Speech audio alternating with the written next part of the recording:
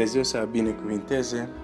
Slava lui Dumnezeu stă în ascunderea lucrurilor, iar slava împăraților stă în cercetarea lucrurilor. Proverbele 25, versetul 2. Biblia spune, poporul meu, în cartea Osea 4:6, poporul meu pierde din lipsa de cunoștință. Poporul meu. Deși poporul lui Dumnezeu e caracterizat, fie în trecut, fie și în prezent, de faptul că este poporul cărții. Oamenii cărții. Adică cartea se referă la Biblie. Poporul lui Dumnezeu e poporul care are cartea, cuvântul lui Dumnezeu. Fie că vorbim de Vechiul Testament, aveau legea și proroci, fie că vorbim în zilele noastre, avem și Vechiul și Noul Testament. Suntem oamenii ai cărții, sau ar trebui să fim. Și totuși, poporul cu cartea pierde din lipsa de cunoștință. Deci nu este totul să avem cartea în mână. Vorbim despre importanța căutării lui Dumnezeu. Trăim de fapt pentru, în planul lui Dumnezeu, să ne silim să-L găsim pe Dumnezeu, deși nu este departe de fiecare dintre noi, dar în această căutare a lui Dumnezeu suntem confruntați cu următorul lucru. Suntem uneori orbi fără să ne dăm seama că suntem orbi. Suntem uneori în lipsa de cunoștință, deși avem anumite cunoștințe. Și aici e dilema, adică credem că cunoaștem și totuși pierdem pentru că ne lipsește cunoștință. Deci există, aș putea zice, cunoștință și cunoștință. Cunoștința care ne ajută doar să avem capul mai mare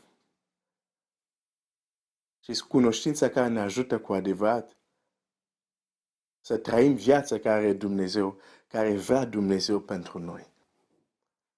Vorbim de a căuta Dumnezeu și să ne asigurăm să-L căutăm acolo unde este, nu să mergem să-L căutăm acolo unde nu este El. Farisei aveau legea și o cunoșteau. Și aveau multe cunoștințe. Dar nu aveau cunoștință care Dumnezeu vrea să aibă. Pentru că când Iisus a venit, Iisus era în fața lor, cu Biblie în mână. L-au dat pe Domnul Iisus în mâinile pagânilor ca să fie crucificat, cu Biblia în mână. Cu Biblia în mână putem căuta Dumnezeu acolo unde nu este. Cu Biblia în mână putem din nou să avem același atitudine că cei care au fost înaintașii noștri. Cu Biblia în mână. E interesant.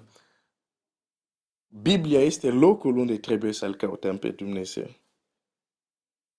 Dar putem să fim în locul bun și totuși să nu-L găsim pentru că nu avem atitudine bună. Dar despre asta o să revenim.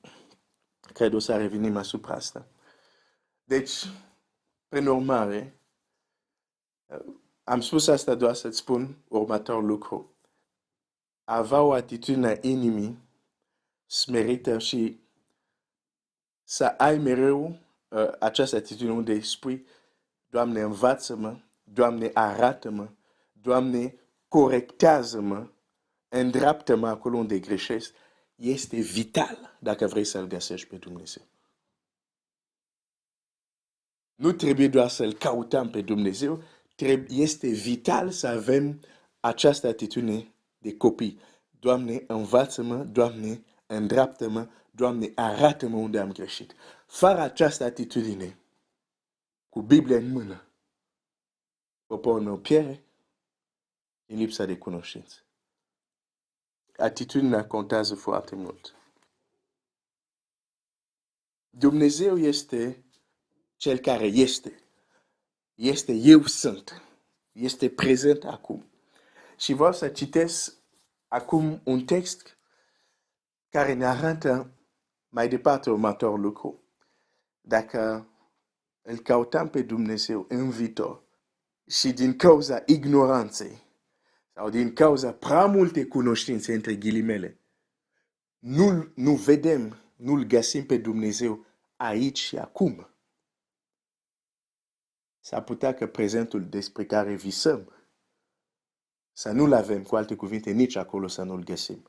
Și voi citi, data trecută am vorbit de faptul că de aici trebuie să începem să strălucim.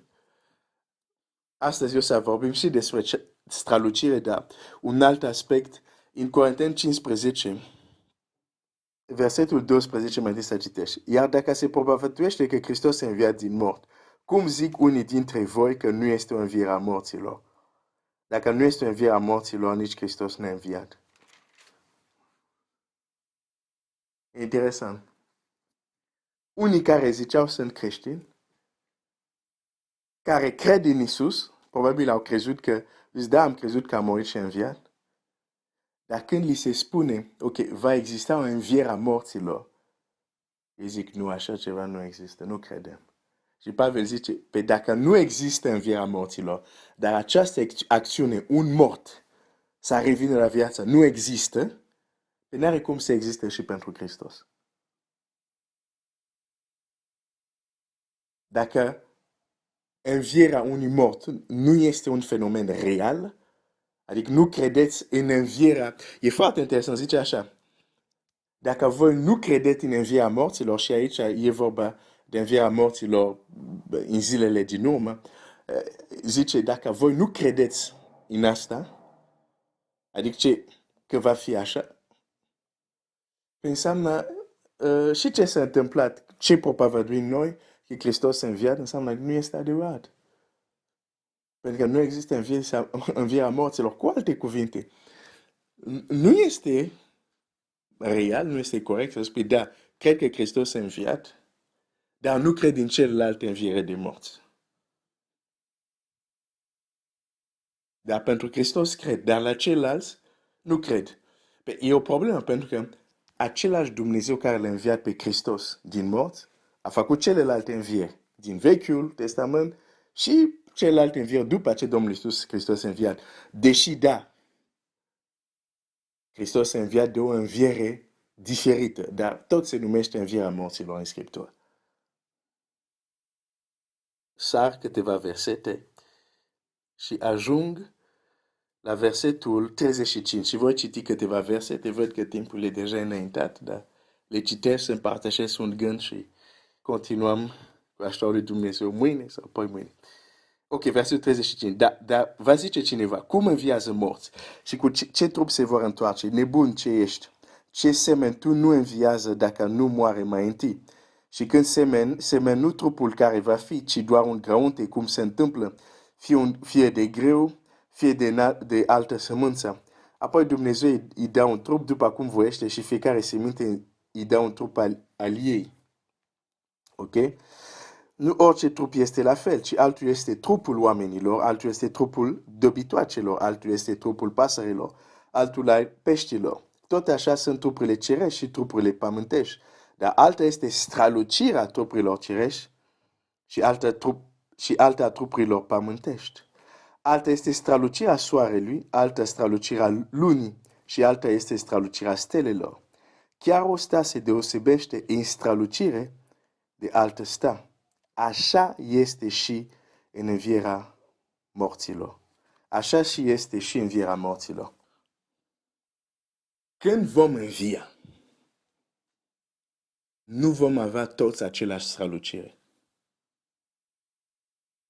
Unii vor străluci ca soarele, am citit despre asta data trecută, iar alții vor străluci ca stelele, iar chiar stelele diferă între ele în strălucire.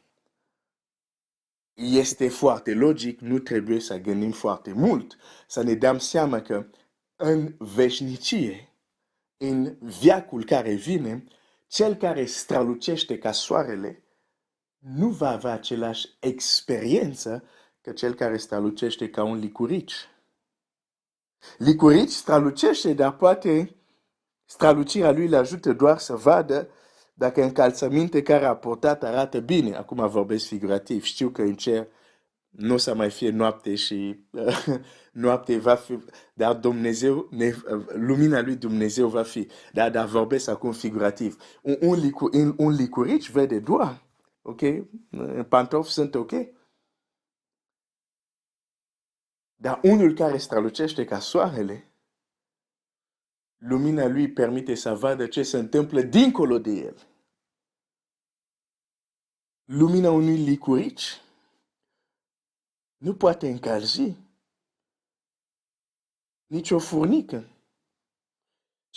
Lumina soarelui încălzește planete. Deci, automat cel care strălucește ca soarele nu are același viață ca cel care strălucește ca un licurici, deși amândouă strălucesc. Dar așa va fi în învierea morților. Fiecare va avea o strălucire diferită, dar acum te întreb. Pe ce baza unul va străluci ca soarele și celălalt ca licurici? Nici de cum din întâmplare. Că Biblia spune clar, Dumnezeu nu se uită la înfățișare. Dumnezeu nu face favoritism. Deci nu să fie ceva de genul, tu, ok, strălucește ca soarele, tu, ca licurici, așa. La întâmplare, nu. Ai înțeles? Strălucirea noastră din veșnicie e direct legată de câtă strălucire am avut când am fost pe pământ. Domnul Iisus strălucește ca soarele, pentru că deja pe pământ a strălucit ca soarele. Am văzut asta, nu mă mai întorc. Și atunci, dacă tu aștepți veșnicia pentru a găsi acolo un Dumnezeu care te va face să strălucezi, care te va face să domnești, care va face aia și aia și aia, și tu uiți că de fapt El îți spune să experimentezi asta aici și acum pe pământ, te vei trezi în veșnicie, strălucind ca un licurici. Și visurile și ce ai cântat, vom străluci, vom merge în cer. Ajungi acolo, nu vei trăi asta. Și asta e cazul cel mai bun. Că strălucești totuși, adică ești cu Dumnezeu. Dar unii se vor trezi acolo, nu eu zic, Domnul Iisus spun, cu surpriză, nu, aici, nu, ce zice, cerul, nu, locul vostru nu e aici în cer. Uitați, acolo, în întuneric, unde sunt plânsul, unde e plânsul și scrâșnirea dinților, un cuvânt cam greu de pronunțat pentru mine. Deci, dacă ratezi pământul, adică pot rata pământul ca și credincioși, ca și creștini, acum vorbesc celor creștini, pot rata pământul, adică nu faci ceea ce Dumnezeu a așteptat să faci în viața ta de pe pământ, veșnicia ta va fi afectată. Să nu crezi că intrăm acolo toți grămadă, suntem în cer. Nu. Unii vor străluci ca soarele, alții ca lună, alții ca o stea. Și chiar cei care strălucesc ca o stea, va fi o diferență. Fiecare va avea o strălucire. Care de fapt trebuie să începem aici. Deci, te rog, nu aștepta cerul pentru a avea experiențe deosebite cu Dumnezeu. Nu aștepta cerul că Dumnezeu să facă lucruri supranaturale pentru tine, pentru viața ta, pentru familia ta. Nu aștepta cerul pentru în sfârșit voi semăna și eu cu Domnul Iisus, voi străluci. Nu aștepta cerul. Trebuie să începe cerul aici.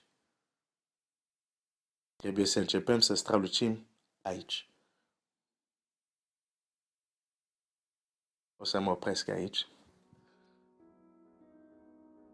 și vom continua. Încerc să mă încadrez 15 minute, mi-e un pic greu, dar o să încerc. Prin exercițiu până la urmă o să reușesc. Dumnezeu să te binecuvinteze.